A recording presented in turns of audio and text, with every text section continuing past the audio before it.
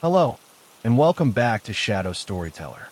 If you enjoy listening to strange, mysterious, and unsettling tales before going to sleep, don't forget to subscribe, give a like, and leave a comment to share your thoughts. Your support keeps these stories alive, and I promise you many more chilling nights filled with whispered mysteries. Tonight, I will take you to the vast, quiet farmlands of Iowa, a story that has been whispered among locals, but never truly explained. They call it Lights in the Cornfield.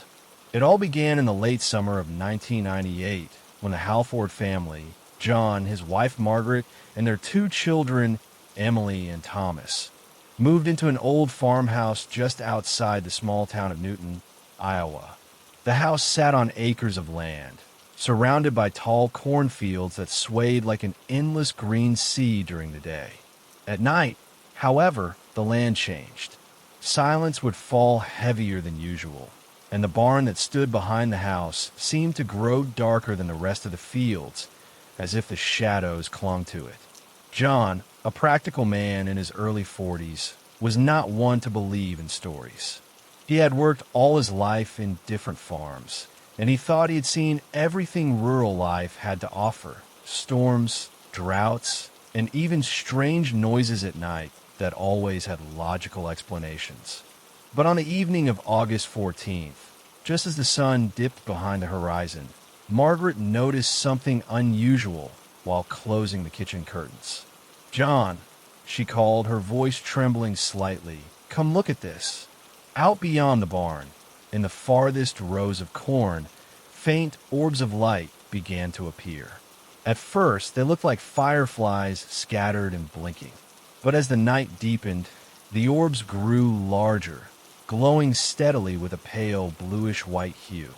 There were 5 of them, hovering just above the stalks, moving slowly as if they were alive. Emily, who was only 12, pressed her face against the glass with wide eyes. "Are they lanterns? Maybe kids from town playing a trick." Thomas, younger and braver in his own way, shook his head. "They're floating, Em. Lanterns don't float like that."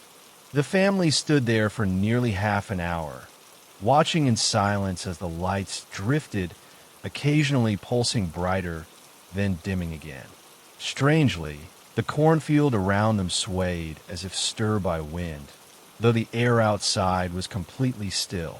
When John finally decided to step outside with a flashlight, Margaret grabbed his arm. "Don't. Please, John. Let's just stay inside tonight."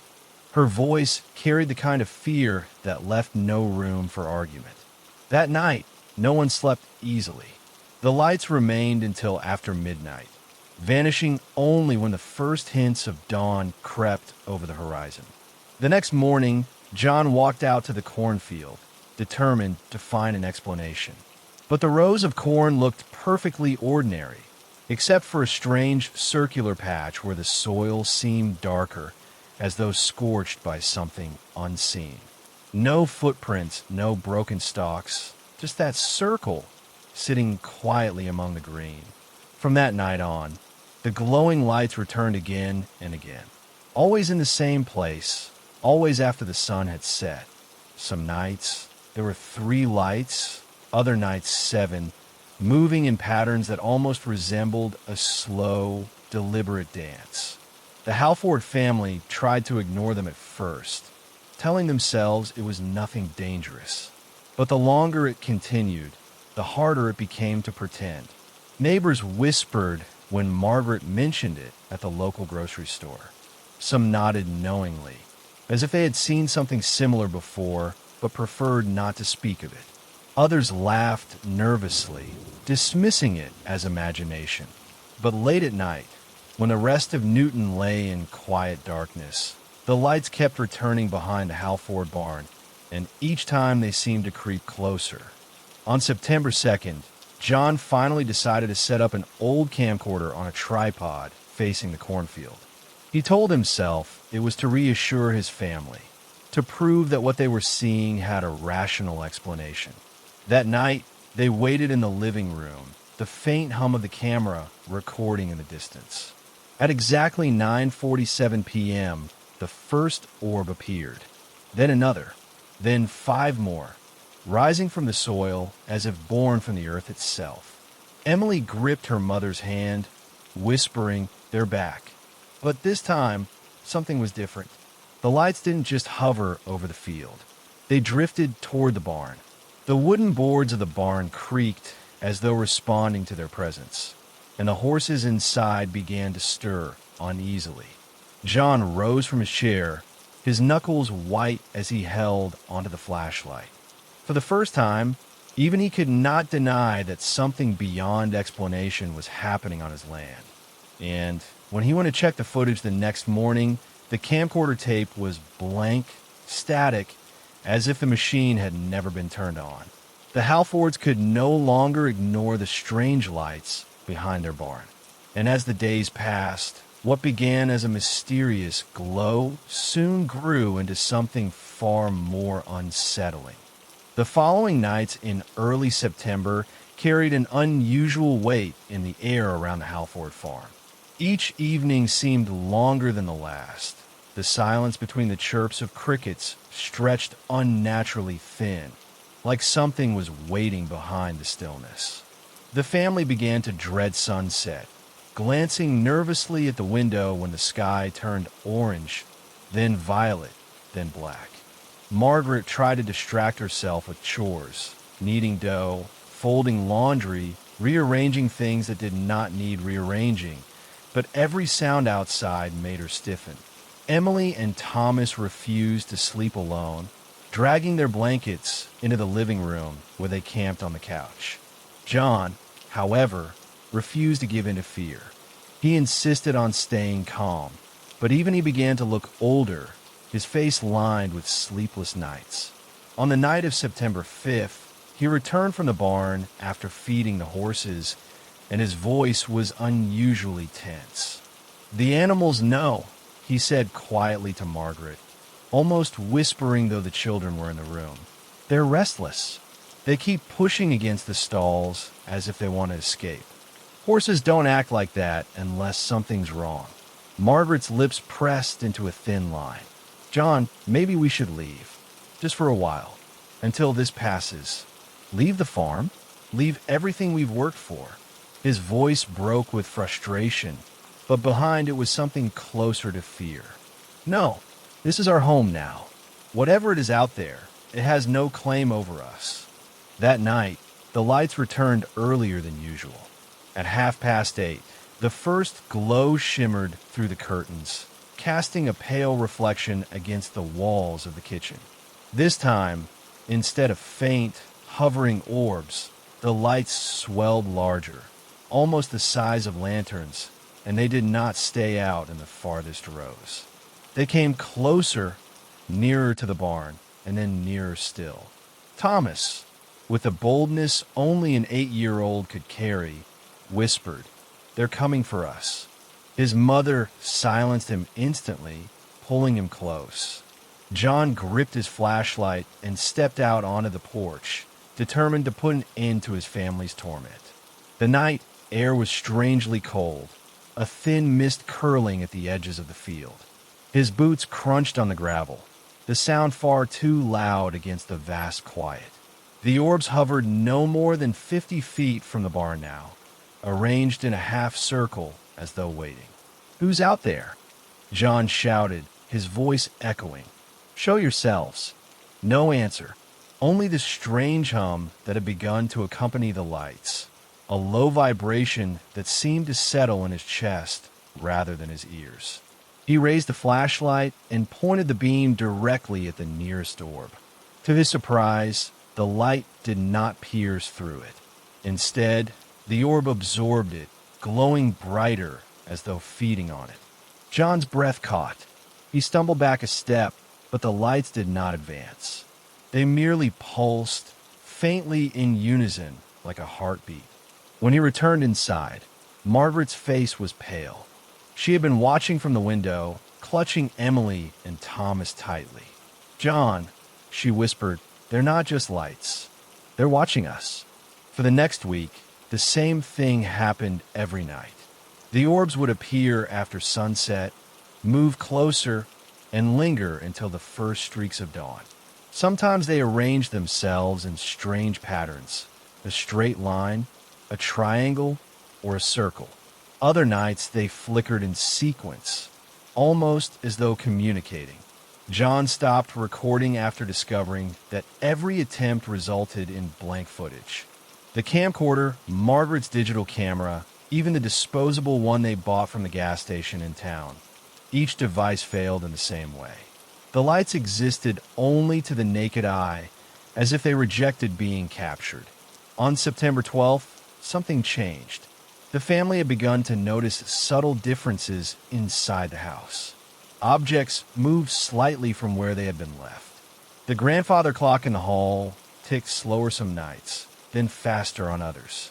And one evening, when Margaret went to close the curtains, she saw something in the reflection of the glass. It was not her face. For a split second, standing behind her reflection in the darkened pane, she swore she saw another figure, tall, thin, its outline blurred by the faint glow of light. When she spun around, the kitchen was empty. That same night, Emily woke up screaming. She insisted that she had seen a glowing figure standing at the foot of her blanket, bending toward her as though curious. John dismissed it as a nightmare, but Margaret noticed the faint smell of burned soil clinging to the blanket the next morning. The tension in the house grew unbearable. The Halfords no longer invited neighbors to visit. They avoided mentioning the phenomenon in town. Still, whispers spread. Some locals claimed that long before the Halfords moved in, the land had been the site of a strange incident in the late 1950s, when a farmer reported seeing lights descending into the cornfield during harvest season. The man had disappeared a few months later, and his farm was abandoned.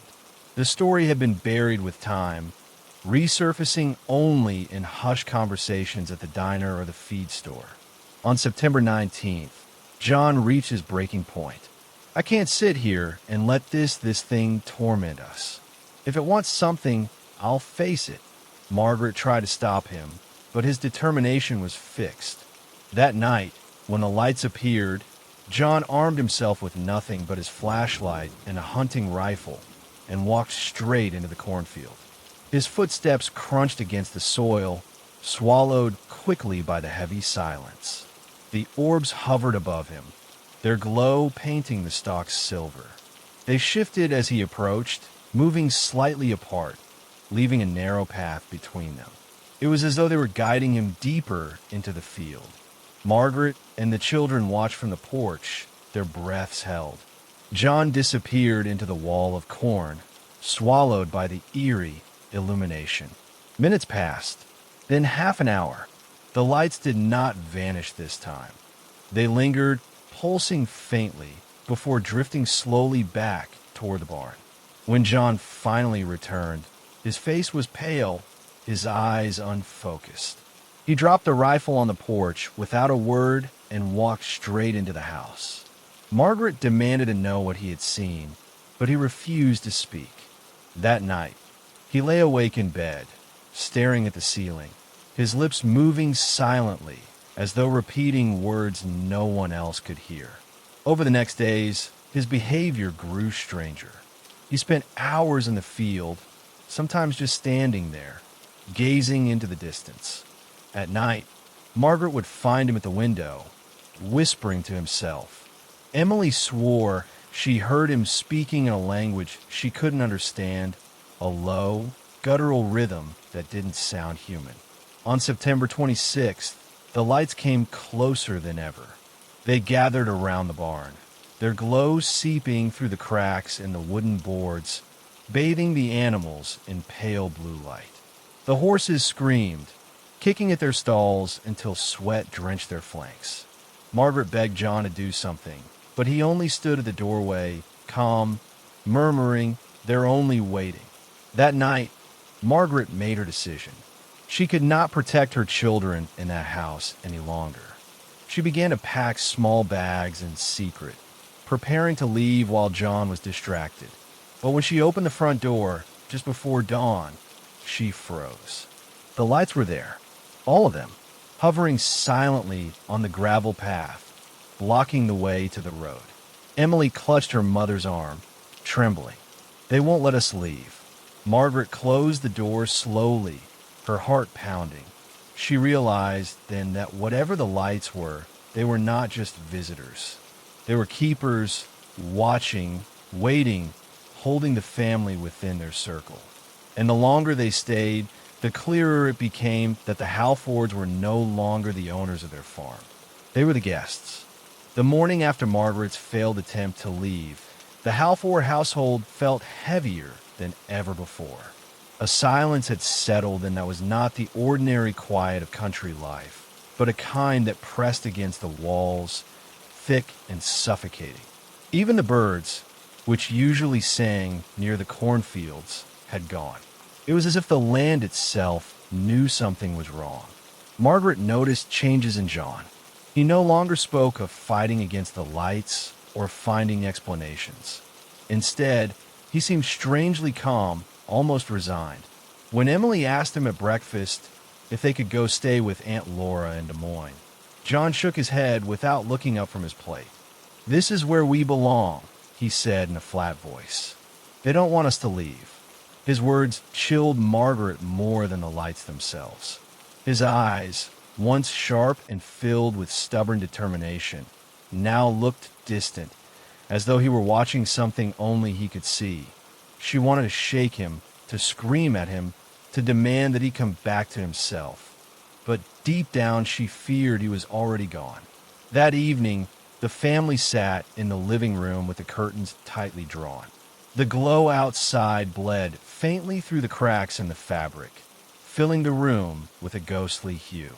Margaret read to the children, her voice trembling as she tried to maintain normalcy. But every flicker of light outside made Emily flinch and Thomas curl closer to his mother's side. Around 10 o'clock, John rose quietly and walked toward the door. "Where are you going?" Margaret asked, her voice sharper than intended. To them, he replied simply, without even pausing. The door creaked open, and the chill of night air swept into the house. Margaret rushed to stop him, but when she reached the porch, she froze.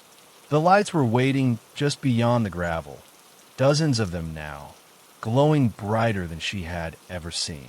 They parted slowly as John stepped down the steps, forming a path into the field. He walked without hesitation, as though answering a call. Margaret wanted to scream his name, but her voice caught in her throat. She pulled the children back inside and locked the door, her hands shaking violently. The three of them huddled in the living room, listening to the faint hum outside and waiting for John to return. He did not come back until dawn. When he finally walked through the door, his boots caked in dark soil. His face carried an expression Margaret could not understand. Awe, perhaps, or fear, or something far more alien. He went straight upstairs, lay down in bed, fully clothed, and slept until noon. In the days that followed, John's behavior grew even more erratic. He began sketching on scraps of paper, strange symbols that looked like circles intersected with lines and dots. He never explained them, never even acknowledged them when Margaret asked. His clothes smelled of scorched earth, and sometimes faintly of metal, though he claimed he had not left the house. On the night of October 3rd, Margaret woke to the sound of whispering. At first she thought John was talking in his sleep, but when she turned, she found the bed empty. She followed the sound down the stairs, her heart pounding. In the kitchen, she saw him standing by the window, staring into the dark. His lips moved rapidly, whispering in that strange guttural rhythm Emily had mentioned before. The glow outside pulsed in time with his words, as though answering him. "John," she whispered, her voice shaking, "what are you doing?" He turned to her slowly. For a moment, she thought his eyes looked different, brighter, almost reflecting the glow outside. He smiled faintly, a smile that did not reach his face. "They're teaching me," he said softly. They've been here long before us. They're only showing me what was forgotten." Margaret backed away, terror creeping through her veins. This was not the man she had married. Something had taken hold of him. The children grew more frightened with each passing night. Emily refused to sleep alone at all, clinging to her mother constantly. Thomas, though braver, began asking questions that Margaret could not answer. Why do they want Daddy? Why won't they let us leave? Do they want us too? Margaret did not know how to respond. She only knew that whatever the lights were, they were no longer harmless mysteries. They were intruding deeper, reaching into their family and twisting it apart. By mid-October, the land itself began to change. Strange marks appeared in the soil, perfectly circular impressions that looked burned into the ground. The corn in certain patches wilted overnight, turning black and brittle as though drained of life. One morning, Margaret found that the family's dog, Max, had vanished from his pen. The chain was unbroken, the gate still latched. All that remained was a faint circle of scorched earth where the pen had stood. When she confronted John, he only shook his head. "He's not gone," John murmured. "They've taken him to show him things. He'll come back when he understands." Margaret wanted to scream, to shake him until the madness fell away, but she saw in his eyes that it was useless. He was already lost to whatever force lay beyond those lights. On October 17th, Margaret gathered her courage. She wrote a letter to her sister in Des Moines, begging for help. She planned to send it secretly with the postman, but when she went to retrieve the letter from the drawer where she had hidden it, it was gone. In its place lay one of John's drawings, an intricate circle filled with symbols she could not decipher. Her blood ran cold. That night, the lights drew closer than ever before. They surrounded the house completely, hovering low to the ground, their glow spilling through every crack in the curtains. The hum grew louder, vibrating through the walls, rattling the glasses in the cupboards. The children clung to her, crying, while John stood calmly in the center of the living room, arms outstretched as though welcoming them. "They're here," he whispered. "They've chosen us." The floor beneath their feet trembled slightly, like the distant rumble of thunder, though the sky outside was clear. Margaret felt a pressure in her ears, a ringing that made her wince. She covered the children's heads, whispering frantic prayers, while John moved slowly toward the front door. When he opened it, the lights surged forward. But then, just as suddenly, they stopped. Hovering at the threshold, pulsing, waiting, John stood bathed in their glow, his face eerily calm. For several long minutes, nothing moved. Then, slowly, the lights began to drift back into the field, vanishing row by row until the land was swallowed again by darkness. John turned back into the house, his face pale, his voice barely audible. "They're not ready yet, but soon." Margaret could not sleep after that night. She began to plan again, though more carefully. She would take the children and run, no matter the cost. She did not care if she had to walk to town barefoot, dragging them behind her. Anything was better than staying in that cursed house. But as the days passed, she realized something even more terrifying. The children had begun to change. Emily's eyes sometimes glowed faintly in the dark, reflecting light that wasn't there. Thomas began humming at night in his sleep, the same low rhythm that John whispered to the lights. Margaret knew then that she was losing them too. By late October, the farm no longer felt like theirs. It felt like a place waiting, a stage prepared for something inevitable. The air carried that same electric hum even in the daylight. The ground felt warmer underfoot, as though something simmered beneath the soil. The neighbors had stopped visiting altogether, their excuses hollow. Perhaps they too had seen the glow from afar and chose not to speak. On the night of October 30th, the lights returned stronger than ever. They rose from the ground in dozens, then hundreds surrounding the house, the barn, the fields, everything.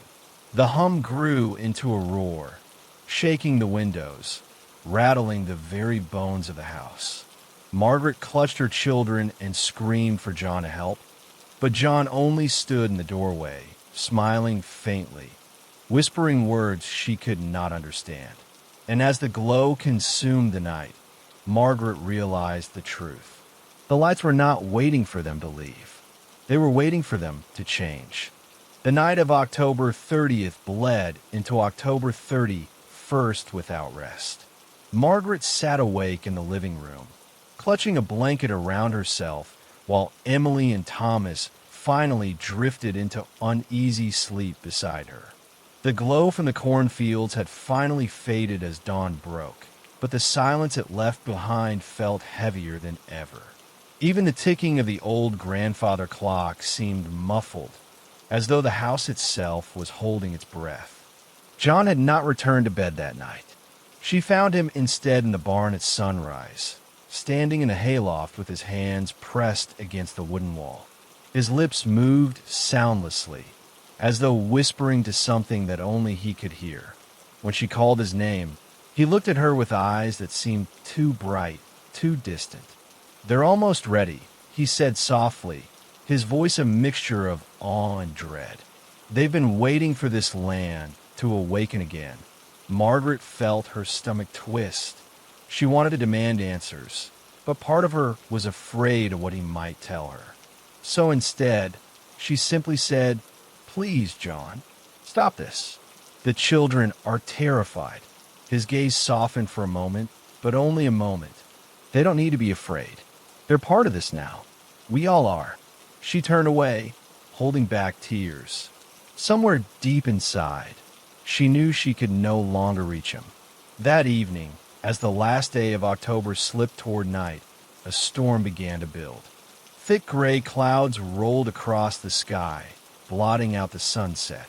Lightning flickered silently above the horizon, but no rain fell. The stillness before the storm felt unnatural, as if the land itself knew something was about to happen. When the first orb appeared, it was brighter than any they had seen before. It rose from the cornfield slowly, steadily, like a lantern lifting into the air.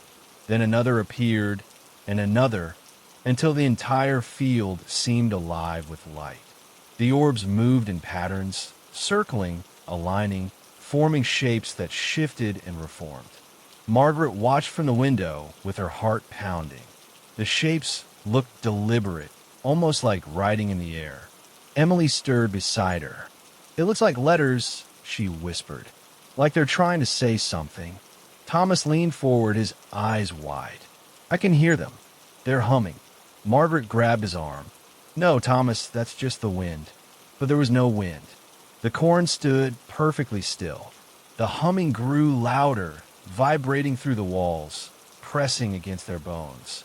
Margaret clutched her children tightly, praying the storm would break and scatter the lights. But the sky remained silent and heavy.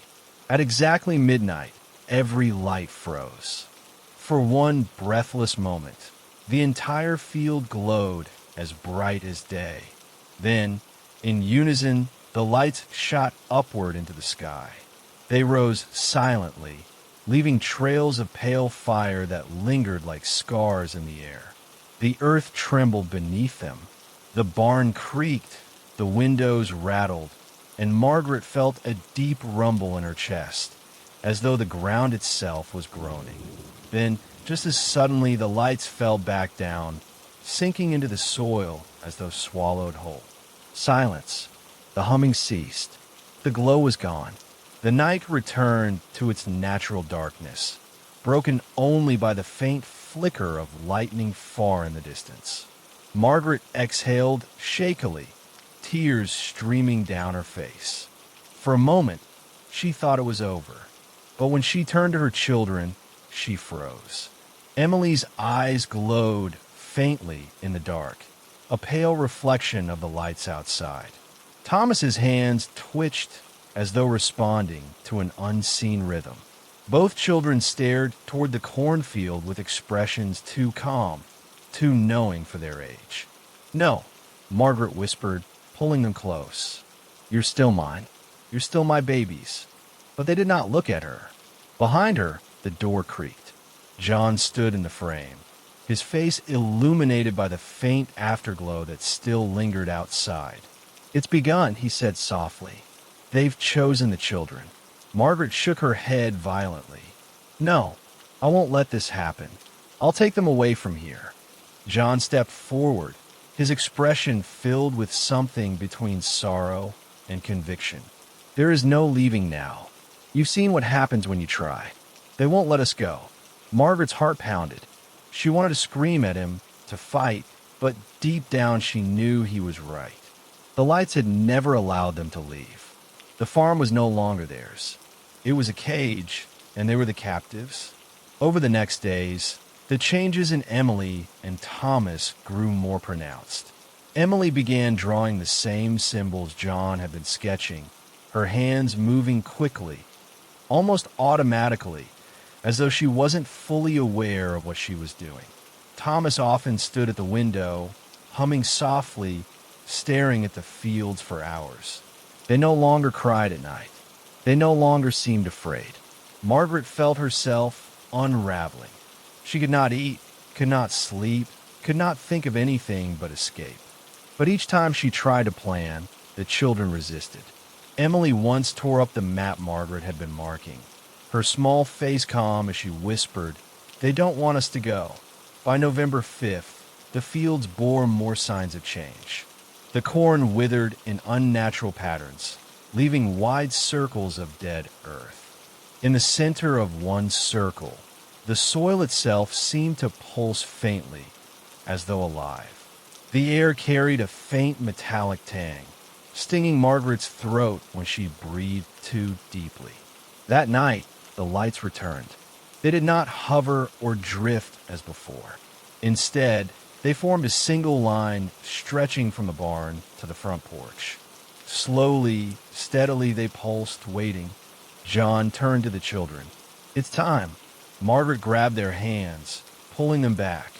"No, you're not going out there." Emily's glowing eyes met hers. "We have to." Margaret's heart shattered. She dragged them toward the stairs, but the floor trembled, knocking her off balance. The lights outside pulsed brighter, the hum swelling to a deafening roar. John stood unmoving, watching, his face lit by pale fire. The children pulled free from Margaret's grasp. She screamed their names, but they walked calmly to the door. Emily reached for the handle, her small hand glowing faintly in the dark. The door opened. The lights surged forward, wrapping around the children in a cocoon of brilliance. Margaret lunged, but an invisible force slammed her back against the wall. She struggled, sobbing, clawing at the air, but she could not move. The children stepped outside. The lights lifted them gently, carrying them down the glowing path toward the field. John followed, his expression filled with awe. Margaret could only watch through the window as the three figures walked into the cornfield, swallowed by light. The hum grew louder, shaking the house, rattling the glass, until she thought the walls would collapse. Then slowly the glow dimmed. The lights sank into the earth once more, leaving the night dark and silent. Margaret fell to the floor, sobbing. The house was empty. The children were gone. John was gone. She was alone. For 3 days, she wandered the house like a ghost, refusing to leave, refusing to believe. She searched the fields until her hands bled, calling their names until her voice broke. But the land was silent, the circles in the soil cold and dead. On the morning of November 9th, she heard the whispering again. It came from the kitchen window, faint at first, then louder. She rushed to the glass, hope rising in her chest. But what she saw made her blood run cold. In a reflection, she saw Emily and Thomas standing behind her. Their faces were calm, their eyes glowing faintly. They smiled, but their mouths did not move. The whispering filled her head, echoing in her skull. Margaret collapsed to the floor, covering her ears, sobbing. The lights had not taken her children away. They had brought them back, but they were no longer hers. And as the night fell again, the glow began to rise once more behind the barn. The following day was cold and quiet, though the silence did little to calm the restless thoughts that had taken root in John's mind. The previous night's encounter with the lights haunted him, not because he was necessarily afraid, but because the sight seemed so profoundly unnatural. Every time he closed his eyes, he could picture those pale orbs glowing steadily behind the rows of tall corn, hovering just above the ground like patient observers. Over breakfast, Margaret noticed the unease etched into her husband's face. She was spreading butter on a piece of toast when she finally spoke, her voice soft but deliberate. "You barely touched your coffee," she said, glancing at the half-full cup on the table. "Still thinking about what you saw?" John set down his fork, pushing his scrambled eggs across the plate without appetite. "I can't stop thinking about it," he admitted. "I've lived on this land for 57 years, Margaret, and I've never seen anything like that. It wasn't fireflies, wasn't some prank. Those lights were deliberate, like they were waiting for something." Margaret folded her hands and sighed. "Do you plan on telling anyone else? Maybe the sheriff?" John shook his head firmly. "And say what? That I saw ghostly lights in a cornfield? They'd laugh me out of the room. Besides, I don't think lawmen have any business with this sort of thing." He leaned back, staring past the curtains at the barn beyond. "But I know what I saw." Later that morning, their daughter Sarah stopped by with her young son, Thomas. The boy, no older than 7, ran out into the yard chasing a wooden toy plane, while Sarah lingered in the kitchen helping her mother tidy up. At one point, she leaned close to John. "Dad," she said quietly, "Mom mentioned something about you seeing lights last night. Are you feeling all right?" Her tone was gentle, but John could hear the doubt hidden beneath her words. "I'm fine," he replied, a touch too sharply. "I saw them with my own eyes. They weren't tricks of the night. If you'd been here, you'd have seen them too." Sarah gave a polite smile, though her eyes revealed she wasn't convinced. Maybe it was the reflection of a plane, with the sky so clear. But John cut her off. It wasn't a plane. It was here in the field, closer than the barn. Sarah let the subject drop, but John could see she wasn't persuaded. He decided not to push further. He knew in time the lights would return, and when they did, someone else would have to see them too. That night, as the sun dipped low and shadows stretched across the farmland, John prepared differently. He dressed warmly, took an old lantern with him, and positioned a chair on the porch where he had a clear view of the fields beyond the barn. The air carried the smell of earth and drying cornstalks, and somewhere in the distance a dog barked.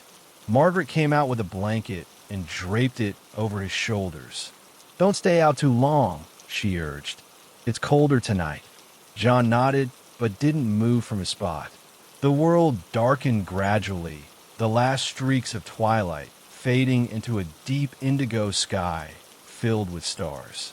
For nearly an hour, nothing stirred, until at last, near the same spot as the night before, the lights emerged. This time, there were more of them.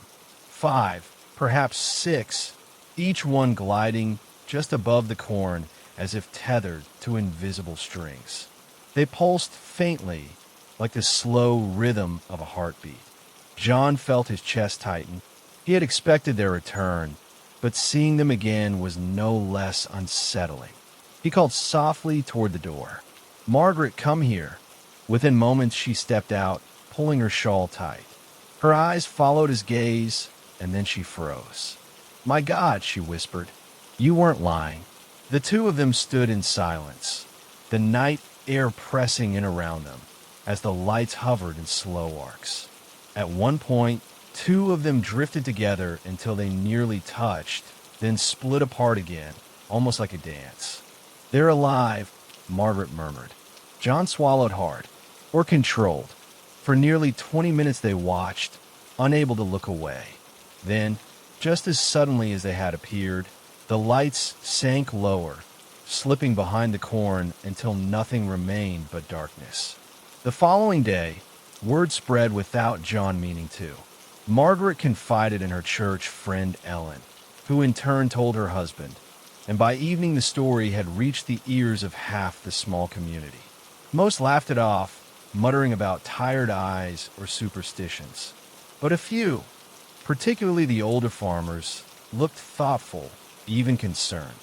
One man, an elderly neighbor named George Holloway, came by that evening just before dusk. George was a wiry man in his 70s with sharp eyes that had seen more seasons than most. "Margaret tells me you've had lights on your land," George said, not unkindly. "I need to know exactly what you've seen." John explained as best he could, describing their color, their size, their movement. George listened intently, nodding now and then, his face unreadable. When John finished, George remained silent for a long moment. Finally, he said, "You ought to be careful. Lights like that, they've been seen before, though not for many years. Folks used to talk about them when I was a boy. They called them watchers. Never did figure out what they were, but people claimed whenever the watcher showed up, something always followed. Illness in the cattle, bad storms, sometimes worse." Margaret looked uneasy, but John's curiosity burned hotter. "What do you think they are?" George shook his head. "Don't know, but they don't come without reason." That night, John invited George to stay and see for himself. The three of them sat bundled on the porch, eyes fixed on the dark field. Hours passed, and just when John began to worry the lights wouldn't return, they came again, gliding, pulsing, patient. George leaned forward, his lips tightening. "Just as I remembered," he said, "and just as strange." One of the lights seemed to notice their presence. It drifted closer, breaking away from the others. John gripped the arm of his chair, his breath shallow. The orb floated nearer until it hovered at the very edge of the barn, perhaps only 30 yards from where they sat. Its glow illuminated the wooden boards, casting long, eerie shadows. Margaret clutched John's hand. "It's coming closer." The light paused, bobbed slightly in the air, then retreated as though satisfied. Within moments, the group of lights faded back into the field and disappeared altogether. George exhaled slowly. "You'd best be prepared, John. They're watching your land for a reason. Question is, what for?" His words lingered long after the night had swallowed the last of the glow. John lay awake in bed, staring at the ceiling, wondering what the watchers wanted. He knew one thing with certainty. This was only the beginning. The days that followed were restless. John found himself watching the fields more often than tending to the usual chores. Every creak of the barn, every rustle of the stalks in the wind made him turn his head, expecting once again to see the strange lights pulsing in the darkness.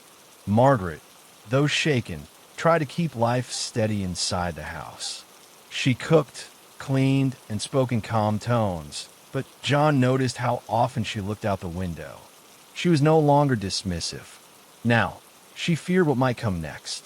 George Holloway returned the following evening with 2 lanterns and a heavy coat. He seemed older than before, as though just seeing the watchers again had brought back a weight he had carried in silence for decades. "They don't come without reason," George said again, as he set one lantern down by the porch railing. "I saw them once when I was a boy, maybe 10 years old.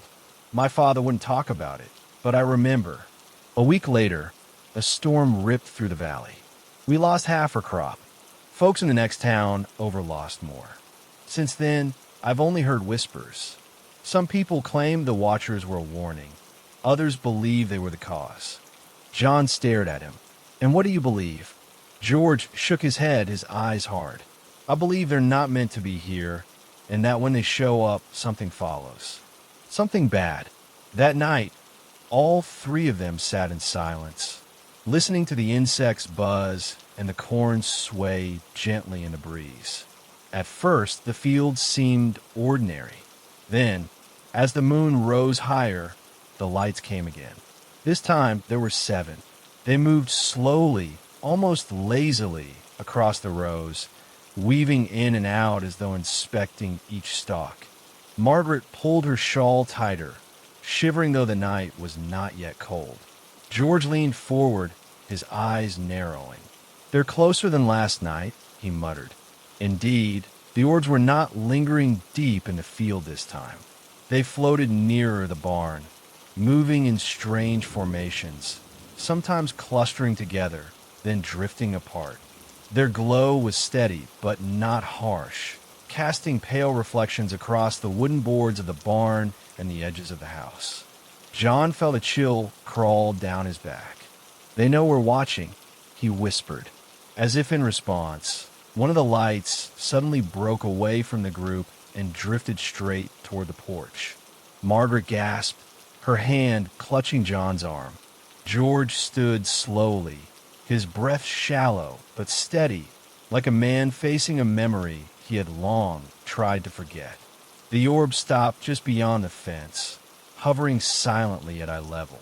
Its glow was strange up close, pale white with a faint shimmer of green, like moonlight caught in water. John could see it pulsing, almost like it was breathing. No sound came from it, yet John felt something pressing against him, an invisible weight, as though the air itself had thickened. Margaret whimpered softly, and George raised a trembling hand.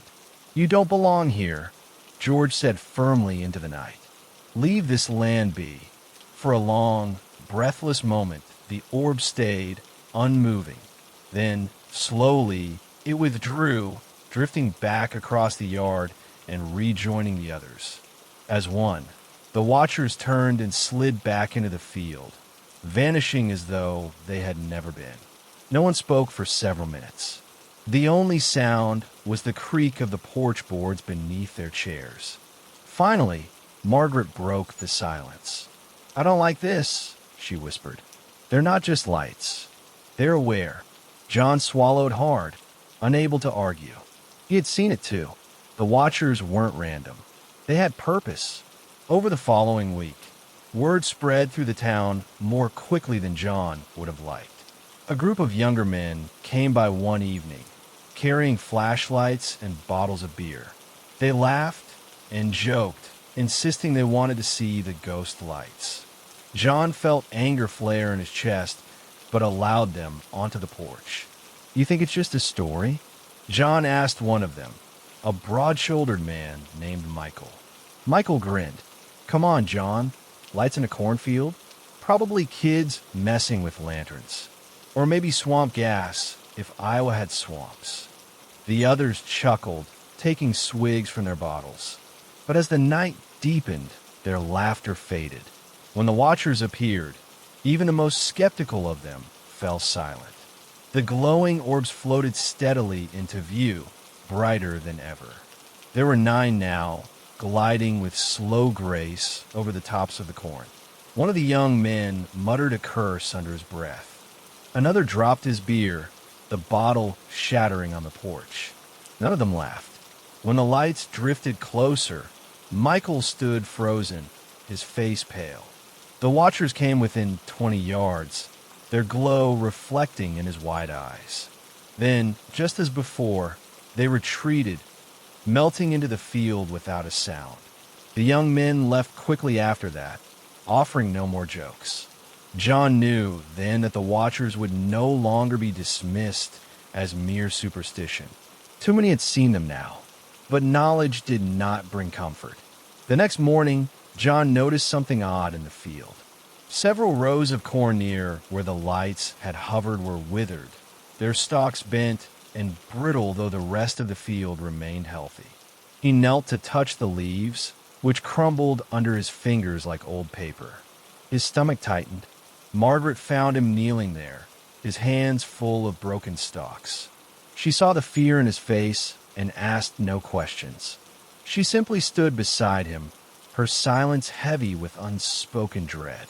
That night, John, Margaret, and George gathered once again. The watchers appeared, as they always did now, but they were no longer content to linger in the distance. They hovered directly above the barn, casting an eerie glow that painted the roof in ghostly light. John felt a strange vibration in the air, almost like a low hum beneath the silence. It wasn't sound exactly, but a pressure in his bones. He looked to George, who seemed grim and pale. "They're closer every night," George said. "Closer and stronger. If they're marking your land, John, then something is coming. You'd best be ready." John wanted to ask ready for what, but the words caught in his throat. That evening, after the watchers vanished, he lay awake long into the night. He thought of his father and grandfather, both of whom had worked this same land. Neither had ever spoken of such things, though surely they must have heard whispers. Why now? Why his fields? The days grew colder as October deepened. The harvest was nearly upon them, but John found himself dreading it. Each day, more patches of corn showed signs of decay, as though something unseen was leaching life from the soil. Margaret tried to carry on with daily routines, but John noticed how she avoided looking at the fields. Even Sarah returned one afternoon, bringing Thomas with her. She looked at the shriveled stalks and frowned. "Dad, what's happening to your crops? They were fine last week." John didn't answer. He only glanced toward the barn, where the shadows seemed to grow longer every evening. That night, Sarah stayed with them. When the lights appeared again, she was standing at the window. Her sharp intake of breath echoed through the room as she saw them with her own eyes for the first time. "They're real," she whispered, almost to herself. "God help us, they're real." Her son, Thomas, stirred in his sleep upstairs, crying out once as though in a nightmare. Margaret rushed to soothe him, but John couldn't shake the chill that settled in his chest. The watchers had come every night without fail, and now even his daughter could see what he had tried to explain. The question remained, what were they waiting for? The nights stretched on, each one heavier than the last, each one filled with the pale glow of the watchers and the silent dread they carried with them. John knew it was only a matter of time before something changed, something worse, and when it did, he feared the watchers would not simply vanish back into the corn. As the last days of October settled over Iowa, the watchers came without fail. Each night, they grew brighter, bolder, as though feeding on something invisible within the soil. The cornfields withered row by row. The barn cast longer shadows beneath their pale glow, and the family's sleep became restless. John had stopped questioning whether they were real. The question that haunted him now was simpler, but far more terrifying. What do they want? George warned him again and again that the watchers never came without reason.